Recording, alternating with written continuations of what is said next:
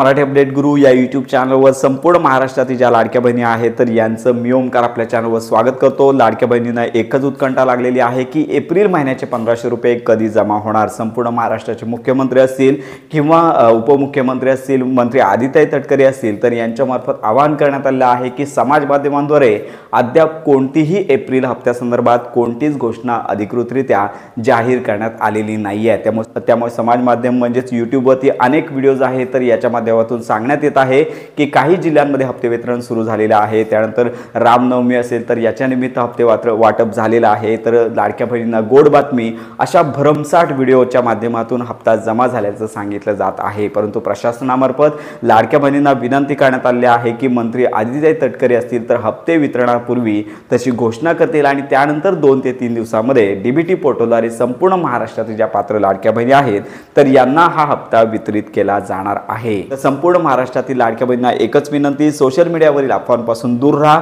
आणि मंत्री आदित्य तटकरे आहेत तर साधारणतः एप्रिल महिन्याच्या शेवटपर्यंत म्हणजे शेवटच्या आठवड्यामध्ये हप्ता जमा होण्यासंदर्भात घोषणा करतील आणि त्यानंतर हप्ते वितरण सुरू होणार आहे। अद्याप तरी एप्रिलच्या मध्यापर्यंत तरी हप्ते वाटपासंदर्भात घोषणा होणार नाही आहे। त्यामुळे लाडक्या बहिणींना एकच विनंती, शेवटच्या आठवड्यापर्यंत प्रतीक्षा करा। ज्या लाडक्या बहिणींना मार्च आणि एप्रिल तर ज्या लाडक्या बहिणींना मार्च आणि फेब्रुवारी महिन्याचे हप्ते आले होते त्यांना हे हप्ते मिळून जाणार आहेत।